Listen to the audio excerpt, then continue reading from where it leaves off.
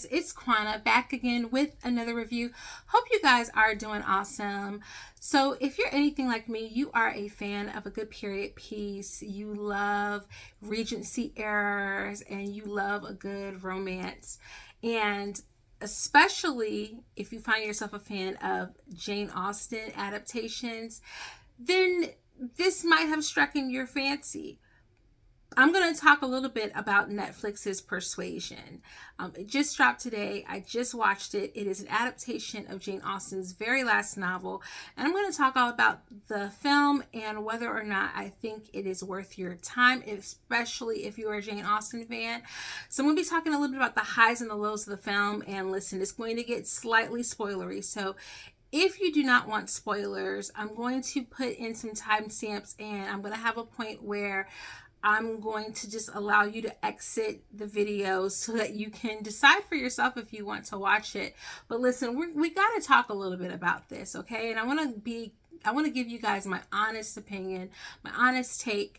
And I feel like I'm a little bit of, reputable source. Not only do I review movies here on the internet, but I'm also a 12th grade English teacher. And if you are taking 12th grade English in the States, then you know that that is British literature. So I know a little bit about what I'm going to say in this video. But before we get started, do me a favor and click that subscribe button down below and ring the bell for notifications for whenever I drop new videos. All right, so let's talk a little bit about Persuasion, the novel. Okay, so this is Jane Austen's last novel. It was printed posthumously, so it was printed after her death. And it is all about this girl named Anne. And when she was young, she fell in love with this young man who was a sailor. And he's penniless, so her godmother basically persuades her to break up with him. Her family was going through some financial struggles because her dad was very wasteful with his finances, and he also didn't have any sons. It's kind of a common theme for Jane Austen if you're new to this. And she breaks up with him. 8 years later, here she is, 27, which is very old to be still looking for a husband and still be on the market, but it's not old for 2022. And her oldest sister are unmarried, her younger sister is married, and this guy comes back into her life and she has an opportunity to meet him again. This is about the rekindling of young love, and can young love stand the test of time? It stars Dakota Fanning as Anne, and Anne in the book is described as very attractive and very intelligent, but also a little bit meek and not always willing to voice her opinion. Hence the reason why she is able to be talked into giving up her first love. And the main love interest is played by Cosmo Jarvis. It's Captain Friedrich Wentworth. He is the love interest here. This is a little bit different from most of Jane Austen's other novels because he's not a member of the gentry. He's just a self-made wealthy man. And by the time he comes back into her life, he's wealthy. And then you have Henry Golding. I love Henry Golding. He's playing William Elliot. William Elliot is the heir to her father's estate. There's a bunch of other people in the film and in the book as well, but those are our primary kind of love triangle that we have going on here. And it is a love triangle going on in here. So I think this is one of the reasons why for many Austen fans, this is actually one of their favorite novels because it does have that love triangle appeal to it. Henry Golding is very enjoyable in this film, especially considering he's playing a character who's kind of a jerk at times, which is to me new for him. If you know Henry Golding, then you know him from Crazy Rich Asians or my favorite Henry Golding film, Last Christmas, which I reviewed on this channel. And he's usually playing very suave, very sweet, very kind, very innocent, and he is none of those things. They downplay a lot of that in the movie because he's so much worse in the novel. And then you have Cosmo Jarvis. I am not really familiar with Cosmo Jarvis's work. He starts out okay in the role of Wentworth. But about halfway through, he kind of takes on this very weepy air that makes him look like he's always about to cry. And at one point, my husband walked into the room and he was like, what is wrong with that guy? Because he looked like he was going to cry every second of the 5 minutes that he was on screen. And then, of course, you have Dakota Johnson as Anne Elliot, the main character, the protagonist. And when I heard about the adaptation, I immediately was like, that's an interesting choice. I'm not familiar with a lot of Dakota's acting performances. I think everyone is probably most familiar by her playing Anastasia Steele in 50 Shades of Grey trilogy. But I'm actually only ever saw the first film. I did read the books. We're not going to talk about that right now. Wrong video for that. But it's an interesting choice. One, because she's not British. And having her play this role is an interesting choice. She is very attractive. And she actually wasn't half bad as Anne. It's just that they changed Anne's character so much and kind of girl bossed her for a 2022 aesthetic that I just felt like it was disingenuous. Even if I was going into this without knowledge of the novel, it felt disingenuous to what the character was telling us about her past experiences. It didn't seem like a young woman who was still in search of herself. She was playing the role as someone who was very grounded in herself. And yet the whole film is about the regret she feels over this one decision.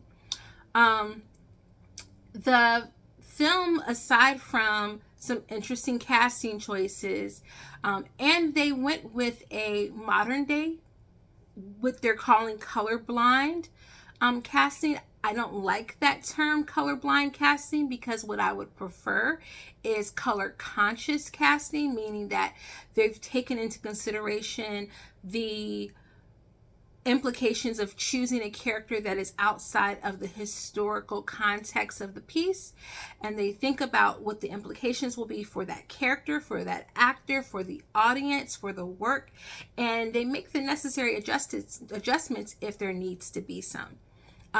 I thought with Henry Golding, the casting was spot on.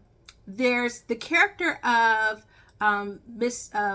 Mr. Musgraves, and I can't remember his actual first name in the novel, but he's Anne's brother-in-law. He's married to her younger sister, Mary, and he is played by,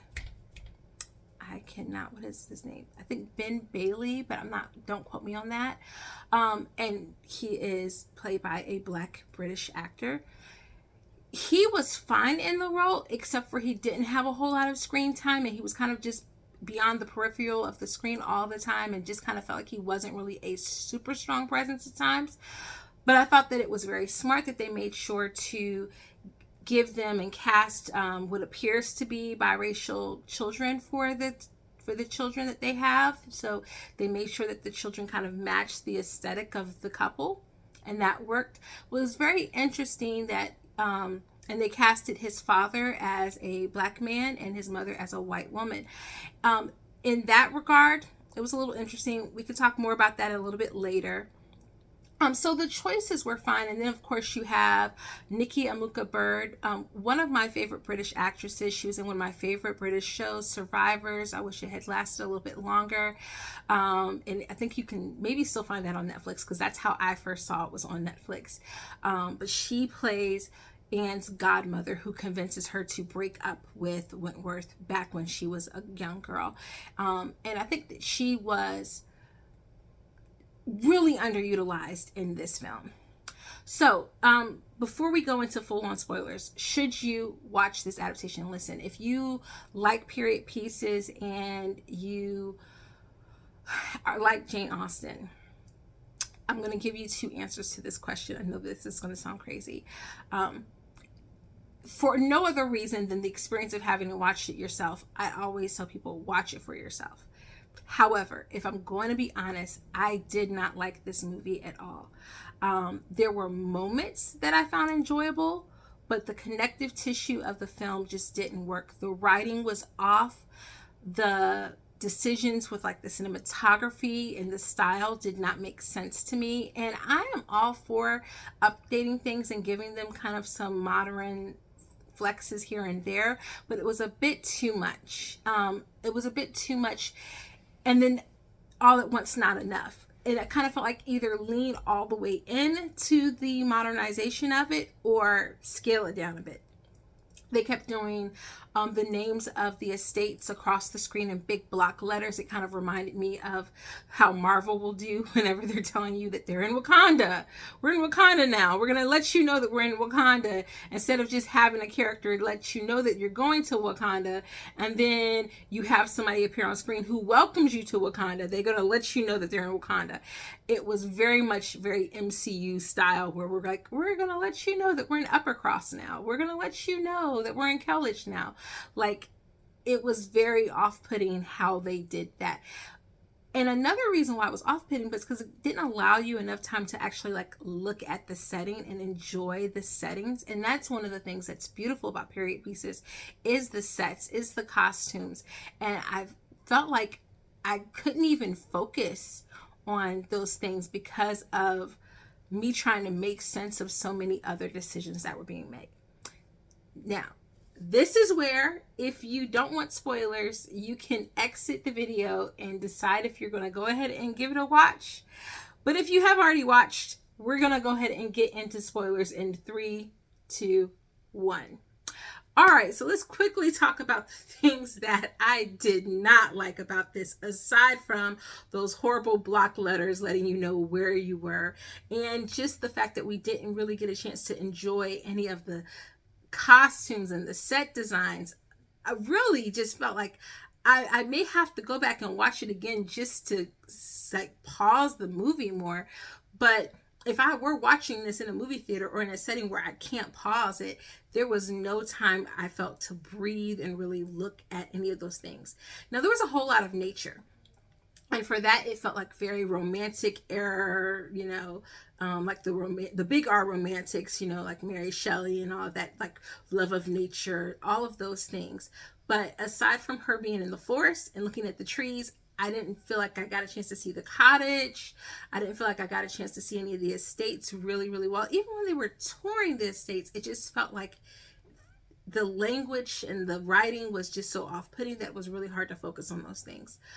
The most off-putting thing of all to me was breaking of the fourth wall in this. Every time Anne looked at us and talked, it grated my nerves to no end. Listen, I love Fleabag. And I loved, oh gosh, what is the movie? Deadpool. I was like brain freeze moment. I love Deadpool, and I love moments where characters are able to break the fourth wall. I mean, I'm an 80s kid, grew up in the 90s, Saved by the Bell, you know, Fresh Prince. You know, it's such a comedy standard. I just felt like it didn't work the way that they did it. I think what would have made it work more is if the comedy and the reasons for it, because British humor is a bit dry, but it felt about like halfway through the film, the comedy, it stopped. Like by the time Louisa jumps off of the steps and falls to the floor, I felt like that was the last major comedic moment of, and it wasn't supposed to be, but I laughed. I was like, oh, look at the little birdie, she's fine. And she was like, crash. I mean, and it was not supposed to be, I don't think, a funny moment, but I laughed out loud and I cackled. But then that was really the last funny moment. So all the other like breaking of the fourth walls that happened after that, it didn't fit. It felt weird. And it felt like at times it was trying to be a serious period piece, and then at times it wasn't, and it was just too uneven. The other thing that I couldn't stand, again, Cosmo Jarvis's like weepy look on his face. Oh my gosh, it just grated on my nerves, because it was like, okay, are you looking at the man's face? Like, obviously he's in love with you. He looks like he's about to cry every 2 seconds that you're in his presence. Then you have the building of the relationship between Anne and William Elliot, which, played by Henry Golding. And Henry Golding is so dreamy. Let's just look at this man. He's just such a handsome man. And yet there wasn't enough dialogue written between the two of them, in my opinion, because 1 minute she's kind of entertaining him as maybe a potential suitor because she feels as though Wentworth is lost to her. But there was no reason. If Anne is this woman who, what the film is telling us, she is so self-determined and she knows her mind and she wants to, be with someone who's going to challenge her and love her, and she knows that this man is only trying to make a business match at this point, then I don't know why she's doing this. Like, it doesn't feel authentic to her character, at least the way that she's portrayed on the screen. And it felt like there was dialogue that had been missed, that we were missing out on, that we didn't have. There were so many things that they changed about the novel that I think would have made the film more interesting. Like the idea that Mrs. Clay is actually not going to marry Elliot, but be his mistress. That's such a much more interesting thing. And I don't know why, if they felt like maybe like out of like a body positive thing that they wanted to make her his wife, but that just seemed weird. Like, she has kids, and why is he marrying her?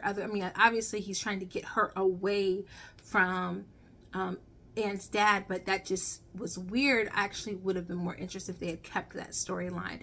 And then it just felt like storylines were completely missed. Like, Henrietta's storyline was completely shortchanged, and she was the sweetest of the sisters, and we didn't really get a chance to see her, get her love match, and except for when we got to see her, sitting next to him in the wedding, but that was it. Like, everything was told to us. I think that's the biggest thing, is that there was so much telling and not enough showing. And Austen's writing is not my favorite.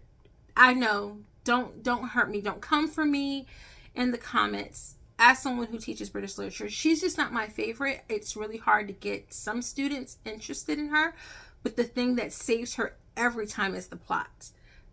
That's going to save Austen every single time, is the plot. And they just strangled everything that was interesting out of the plot of this. So it was just so many things that I thought could have made it better. I think with the runtime being an hour and like 49 minutes, there just weren't enough. And I think really the thing that really shortchanged it was that every time Anne stopped and had to tell us something and had to repeat something to us narratively, and there was probably some better decisions that could have been done for that. Like, she could have been writing in a diary and reading from a diary as like an overhead voice. That probably could have been a more interesting way. If you compare this to like Sense and Sensibility or Pride and Prejudice, which the runtime for Pride and Prejudice with Keira Knightley is 2 hours and 9 minutes, and the runtime with Sense and Sensibility with starring Emma Thompson and Hugh Grant is, what is the runtime on this? 2 hours and 16 minutes. So that's a significant difference. And Sense and Sensibility has fewer characters, I feel like, than Persuasion. Pride and Prejudice, I feel like, is a little bit closer to the number of characters and plot lines going on, and I felt like you got to see those plot lines play out so much better.